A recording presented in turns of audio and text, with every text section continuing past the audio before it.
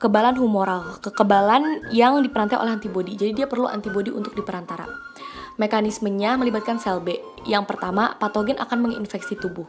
Selanjutnya, antigen dibawa oleh limfosit B di dalam nodus limfa. Selanjutnya, sel T helper mengaktifkan limfosit B.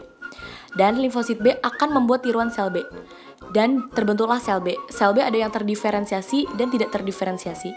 Kalau yang terdiferensiasi akan membentuk sel B plasma yang berfungsi untuk mensekresikan antibodi untuk dibawa ke lokasi infeksi. Kalau dia tidak terdiferensiasi, terbentuk sel B memori yang fungsinya untuk menetap dalam jaringan untuk mengingat jika akan terjadi infeksi lagi. Jadi dia siap jika terjadi infeksi lagi. Selanjutnya ada kekebalan seluler. Dia diperantai oleh sel. Seluler ini dibagi dua. Ada ekstraseluler dan intraseluler. Ekstraseluler ini antigen dicerna oleh makrofag. Jadi si antigen itu dicerna oleh makrofag, baru dia terjadi ekstraseluler. Yang pertama, antigen ditelan oleh makrofag. Selanjutnya, makrofag membentuk MHC kelas 2. Selanjutnya dibawa ke permukaan makrofag. Selanjutnya, MHC kelas 2 menangkap dan membawa antigen ke permukaan dan memperlihatkannya ke sel T helper. Selanjutnya, sel T helper akan mengaktifasi makrofag atau mengaktifkan makrofag.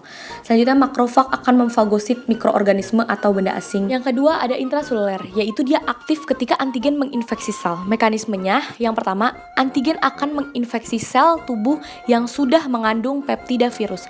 Selanjutnya, sel tubuh akan membentuk MHC kelas 1, kemudian bergerak ke permukaan sel tubuh. Dan MHC kelas 1 akan menangkap peptida virus dan dibawa ke permukaan sel dan dilihatkan kepada sel T sitotoksik dan membentuk kompleks. Kompleks ini terdiri dari MHC1, peptida virus, sel T helper, dan kompleks ini akan diaktifasi atau diaktifkan oleh CTL.